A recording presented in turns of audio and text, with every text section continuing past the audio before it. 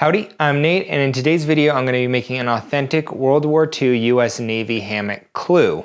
The clew is the part that suspends the hammock, and it's an intricate weave. In order to do it, I built this jig, which I detail in another video, and I'm going to have this steel ring, put on this J-bolt.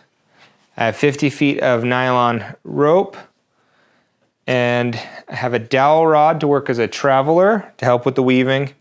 And I'm going to be using a little bit of blue painter's tape in order to help differentiate between certain parts of the weave. To start the weave, I'm going to send about 30 inches of this rope through the steel ring. And I'm just going to tie it off right here with a quick and easy knot. This is the 13th nail just to hold the working end while we start the weave.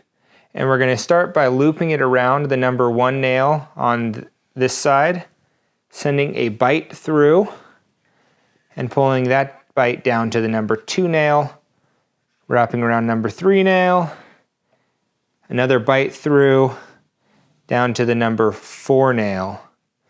And this is how the pattern is going to continue. Now, I've seen a lot of other videos on YouTube about this weave. Actually, I take that back. I only have seen one other, and it's done differently than mine.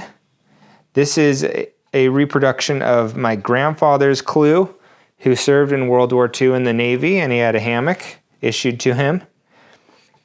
And I took his apart very methodically in order to be able to re-engineer it and get this exact knot, because all the other knots I've seen on the internet for this are different. I'm just going to drape these working ends over the corners of the jig up there. It's important that this is nice and consistent, that everything we wrapped over lays flat to the steel, and we need to try to keep it that way.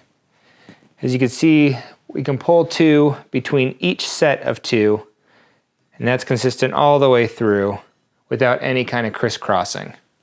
And we're going to get ready to do the weave. So what I've done is added a little flag of blue painter's tape to the left side of each of these loop runs, and that's to help me identify the weave with the traveler. So I'm going to use my dowel rod as a traveler, and I'm going to go behind each of these runs with a blue painter's tape all the way across.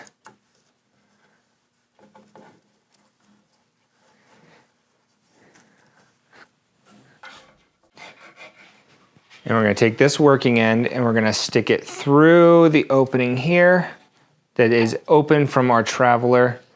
And I'm going to grab the other working end and send it through the traveler the opposite direction. At this point, I need to just tighten up and dress the weave because nothing is tight yet at this point. For the second part of the weave, we'll take the traveler and pull the opposite string forward. So we're leaving the blue painter's tag down. Wrapped all of them. And now we have our first full crisscross. So half of the ropes skipped a crisscross on the first weave, but the second weave we have a crisscross. And that's one of the defining characteristics of this Clew versus the other ones that I've seen.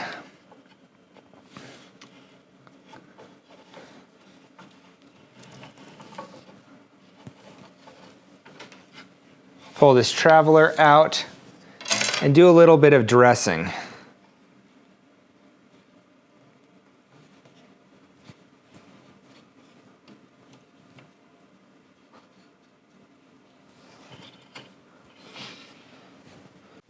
And the next thing we need to do is eliminate the outside runs from the weave now.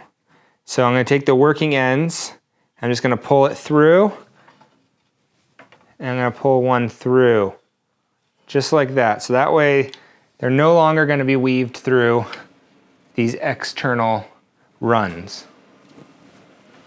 So we're skipping the number 1s now, and I'm moving on to number 2. And it's going to be blue painter's tape forward.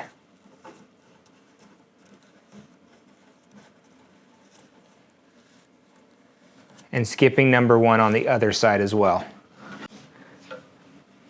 cinch it up, pull it tight, and then go ahead and send each working end all the way through.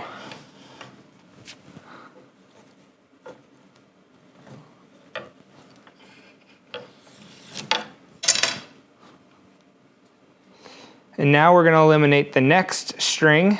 So you can look at the last string available here and just pull it through and pull this working end through the last string that it had previously gone through. And that'll take number 2 out of the equation. If you want, you can keep track by removing the blue painter's tape like that. And we can start with number 3, pulling the non-painter's tape forward.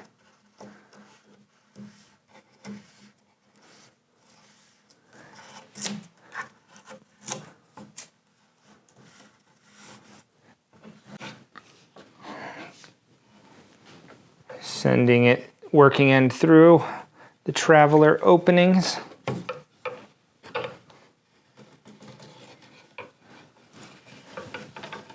Removing the traveler, doing a little dressing, and then removing it from one of the openings here, one of the runs.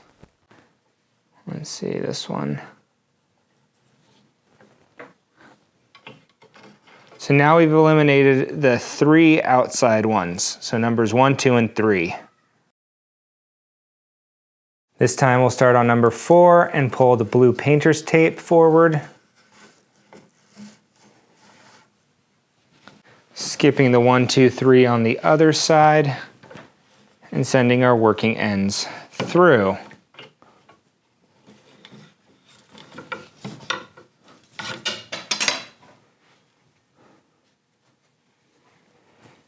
And then we could take number 4 out of the equation by pulling the working ends through the number 4 on their respective sides. Start with number 5, pulling the non-painter's tape forward, and we will just do 5 and 6. We're getting really close to the end here.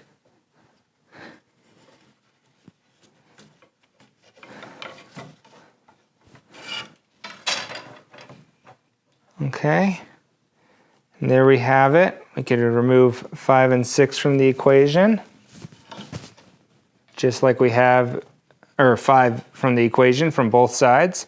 And we're just left with number 6 on our last weave. For our last weave, we'll pull the number 6's blue painter's tape forward, and that'll be it. And then for this last pass through, we're actually going to tie a simple overhand knot in here before we dismount the clew from the jig. So just simple overhand, sometimes known as a pretzel knot. And now we will dismount it from the jig.